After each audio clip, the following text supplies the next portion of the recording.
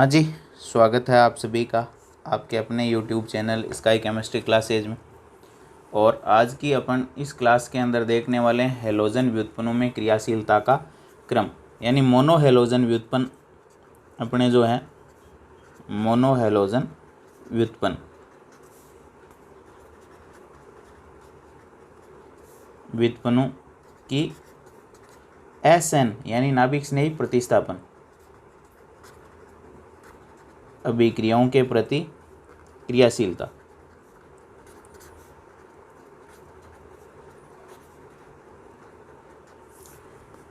और क्रियाशीलता के अंदर एरिल हेलाइड यानी ARX कम क्रियाशील होते हैं, एल्किल हेलाइड ज़्यादा क्रियाशील होते हैं। उसका कारण अपन ये जानते हैं पीछे से ही कि एरिल हेलाइडों में हेलोजन परमाणु पर जो उपस्थित लोन पेयर है वो वलय के साथ अनुनाद में होता है, जिसके कारण CX आबंध के अंदर आंशिक द्विबंध के लक्षण आ जाते हैं।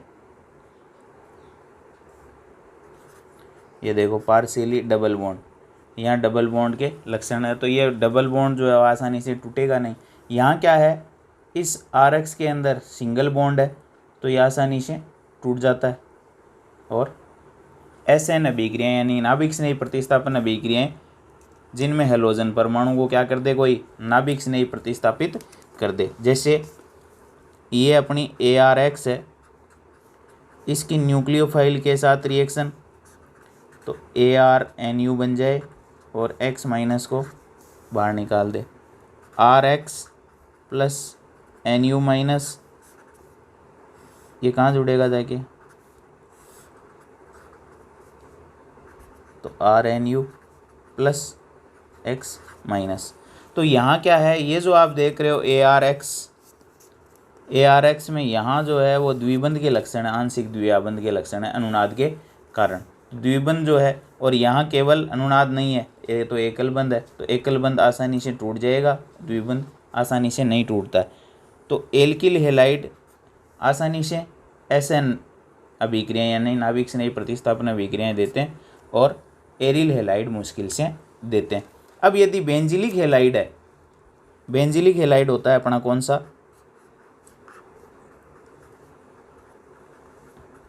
ये SN1 अभिक्रियाएँ इजीली देते हैं, आसानी से देते हैं। क्यों? क्योंकि SN1 अभिक्रियाएँ आसानी से वो देंगे जिनके कार्बोकेटाइन जो है वो अधिक स्थायी होते हैं। तो बेंजिलिक हेलाइड से बनता है बेंजिलिक कार्बोकेटाइन। देखो X को निकाल दो तो ये बन जाएगा CH2 प्लस, X को उसके इलेक्ट्रॉन दे करके निकाल दिया तो CH2 प्लस आ जाएगा बेंजीन वलय। और ये कार्बोकेटाइन कहलाता है बेंजिलिक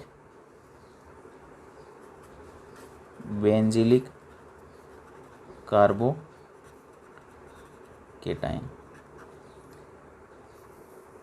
और इसमें देखो इस तरीके से अनुनाद है, पाई बंध पॉजिटिव चार्ज के साथ संयुग्मन में, कॉन्जुगेशन में, यानी अल्टरनेट है, double bond single bond positive charge. तो देखो क्या बना, यहाँ आ जाएगा डबल बॉन्ड CH2, यहाँ आ जाएगा प्लस, इस बंध को मैंने यहाँ कार्बन कार्बन डबल बॉन्ड के रूप में शिफ्ट कर दिया तो यहाँ डबल बॉन्ड, ये आ जाएगा पॉजिटिव। अब इसके अंदर अनुनाद होगा तो ये इधर शिफ्ट कर दो, ये पॉजिटिव डबल बॉन्ड CH2।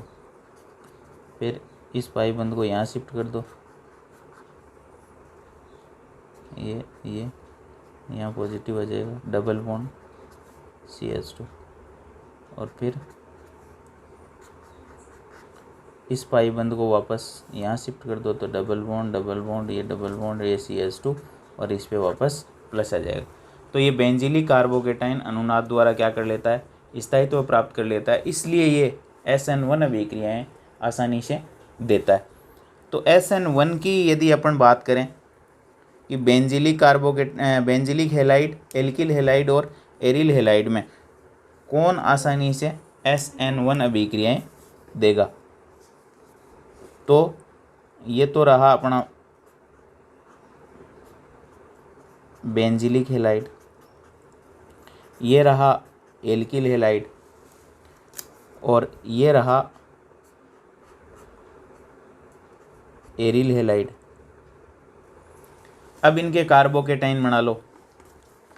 जिसका कार्बोकेटाइन जितना ज़्यादा स्थायी वो SN1 अभिक्रिया उतनी आसानी से देगा। तो इसका कार्बोकेटाइन देखो, इसको X को निकाल दो, इसका कार्बोकेटाइन इस X को निकाल दो, इसका कार्बोकेटाइन इस X को निकाल दो। देखो कार्बोकेटाइन क्या बने, ये बन जाएगा बेंजीन वलय और इससे CH2+, ये बन जाएगा R+ और ये बन जाएगा C6H5+।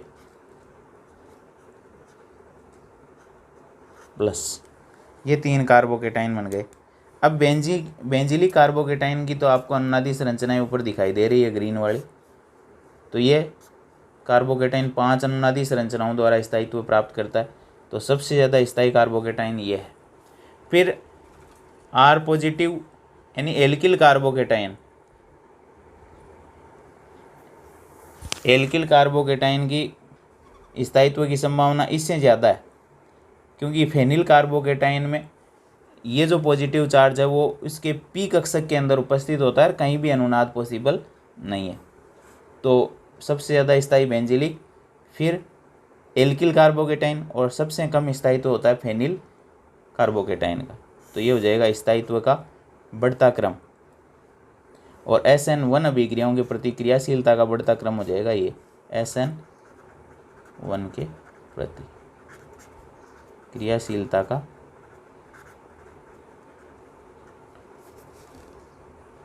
बढ़ता क्रम, और ये हो जाएगा कार्बोकेटाइनों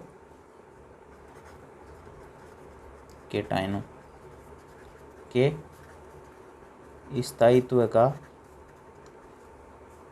बढ़ता क्रम। तो ये थी अपनी हेलोजन व्युत्पन्नों में क्रियाशीलता का क्रम। मोनो हेलोजन व्युत्पन्न है इनकी क्रियाशीलता का बढ़ता क्रम।